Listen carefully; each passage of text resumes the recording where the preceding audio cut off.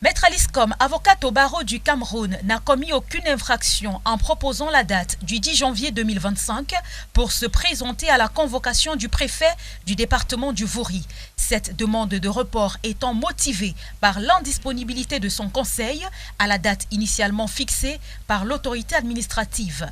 Il faut dire aux Camerounais qu'il n'y a pas de disposition légale de texte de loi clair qui encadre les reports des rendez-vous, les reports des déferlements aux convocations. Il suffit que dans la correspondance dans laquelle vous réagissez à une convocation, que vous motivez, vous donnez des explications. C'est une forme de consensus entre l'autorité qui convoque et l'intéressé qui est convoqué. Bien qu'il n'existe aucune disposition légale spécifiant les modalités de demande de report de convocation, les actions de Maître Alice Com, qui a sollicité un report pour la deuxième fois, ne sauraient être assimilées à des actes de rébellion. Vous avez le droit d'ajourner ces rendez-vous-là et de le faire savoir à l'autorité qui vous convoque. Donc ici, légalement, Maître Alice Com n'a pas encore manifesté un acte de rébellion. Elle ne se soustrait pas à la justice. Les juristes soulignent par ailleurs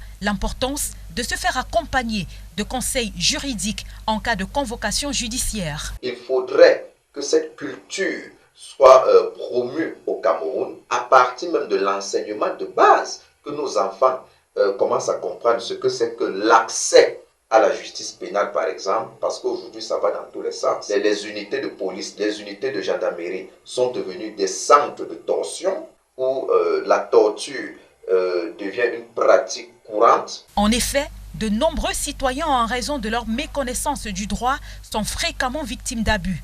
Une meilleure appropriation de la législation serait donc bénéfique pour tous, rappellent les juristes.